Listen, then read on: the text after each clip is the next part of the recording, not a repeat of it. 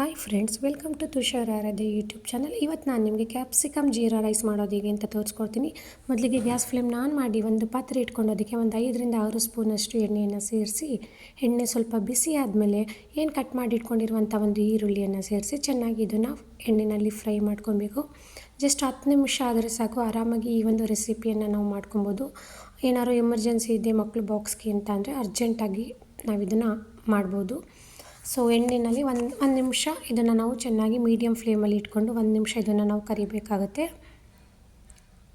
ನೋಡಿ ಆಗಿದೆ. ಸೊ ಇವಾಗ ನಾವು ಇದನ್ನು ಸೆಪ್ರೇಟ್ ಒಂದು ಪ್ಲೇಟಿಗೆ ಎತ್ತಿಟ್ಕೊಳ್ಳೋಣ. ಜಸ್ಟ್ 5ರಿಂದ 6 ಸ್ಪೂನ್ ಎಣ್ಣೆನ ಹಾಕ್ಕೊಂಡ್ರೆ ಅದರಲ್ಲೇ ನಾವು ಈರುಳ್ಳಿ, ಕ್ಯಾಪ್ಸಿಕಮ್ ಎಲ್ಲವನ್ನು ಕೂಡ ನಾವು ಫ್ರೈ ಮಾಡ್ಕೊಬೋದು.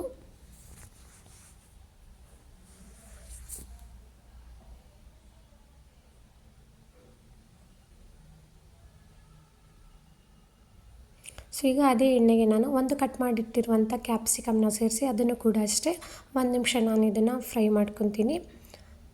ತುಂಬ ಬೆಂದರೆ ಚೆನ್ನಾಗಿರಲ್ಲ, ಸ್ವಲ್ಪ ಕ್ರಂಚಿಯಾಗಿದ್ದರೆ ಚೆನ್ನಾಗಿರುತ್ತೆ. ಹಾಗಾಗಿ ಸ್ವಲ್ಪ ಬೇಗನೆ ಎತ್ತಿಟ್ಕೊಂಬಿಡಿ. ಪುನಃ ನಾನು ಅದೇ ಪಾತ್ರೆಯಲ್ಲಿ ಅದೇ ಎಣ್ಣೆಗೆ ನಾನು ಸ್ವಲ್ಪ ಸಾಸಿವೆಯನ್ನು ಹಾಕಿ, ಸಾಸಿವೆ ಸಿಡಿದ ಮೇಲೆ 1-2 ಸ್ಪೂನಷ್ಟು ಜೀರಾವನ್ನು ಸೇರಿಸ್ಕೊತಾ ಇದ್ದೀನಿ. ಸೊ ಇಲ್ಲಿ ಕ್ಯಾಪ್ಸಿಕಮ್ ಜೀರಾ ರೈಸ್ ಆಗಿರೋದ್ರಿಂದ ಜೀರಾ ಪ್ರಮಾಣ ಜಾಸ್ತಿ ಇದ್ದರೆ ಚೆನ್ನಾಗಿರುತ್ತೆ. ಸೊ ತಕ್ಷಣಕ್ಕೆ ನಾನು ಸ್ವಲ್ಪ ಕರಿಬೇವಿನ ಸೊಪ್ಪು, 2 ಹಸಿಮೆಣಸಿಕಾಯಿ, ಚಾಪ್ಡು ಗ್ರೀನ್ ಚಿಲ್ಲಿಯನ್ನು ಸೇರಿಸ್ಕೊಂಡು ಸ್ವಲ್ಪ ಫ್ರೈ ಮಾಡ್ಕೊಳ್ಳೋದಷ್ಟೇ. ಸೊ ಜಾಸ್ತಿ ಟೈಮ್ ಬೇಡ, ಎಣ್ಣೆ ಕಾದಿರುತ್ತೆ. ಪುನಃ ಅದಕ್ಕೆ ಫ್ರೈ ಮಾಡ್ಕೊಂಡಿರುವಂತಹ ಕ್ಯಾಪ್ಸಿಕಮ್ ಮತ್ತು ಆನಿಯನ್ನ ಸೇರಿಸಿ 1-2 ನಿಮಿಷ ಬಾಡಿಸ್ಕೊಳ್ಳೋದು. ಇನ್ನೊಂದು ಕಡೆ ಅನ್ನ ರೆಡಿ ಇರುತ್ತೆ. ಸೊ ರೆಡಿಯಾಗಿರುವಂಥ ವೈಟ್ ರೈಸನ್ನು ಇದಕ್ಕೆ ನಾವು ಮಿಕ್ಸ್ ಮಾಡಿಕೊಂಡು ಚೆನ್ನಾಗಿ ಮಿಕ್ಸ್ ಮಾಡ್ಕೊಬೇಕು.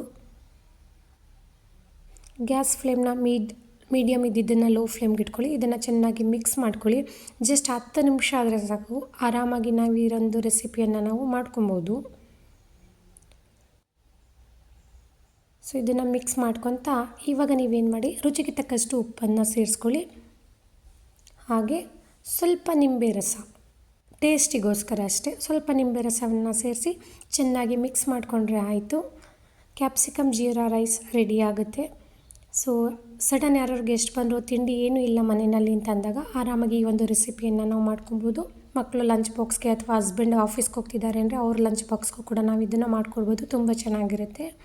ಸೊ ಲಾಸ್ಟಿಗೆ ಗ್ಯಾಸ್ ಫ್ಲೇಮ್ನ ಆಫ್ ಮಾಡಿ ಕೊತ್ತಂಬರಿ ಸೊಪ್ಪನ್ನು ಇದ್ದರೆ ಆಪ್ಷನಲ್, ಇದ್ದರೆ ಸೇರಿಸ್ಕೊಳ್ಳಿ. ಸೊ ಕ್ಯಾಪ್ಸಿಕಮ್ ಜೀರಾ ರೈಸ್ ರೆಡಿಯಾಗಿದೆ. ಯಾರೆಲ್ಲ ಫಸ್ಟ್ ಟೈಮ್ ನನ್ನ ಚಾನಲನ್ನು ನೋಡ್ತಾ ಇದ್ದೀರಾ, ಪ್ಲೀಸ್ ಚಾನಲನ್ನು ಸಬ್ಸ್ಕ್ರೈಬ್ ಮಾಡಿ, ವಿಡಿಯೋನ ಲೈಕ್ ಮಾಡಿ ಮತ್ತು ಶೇರ್ ಮಾಡಿ. Thank you.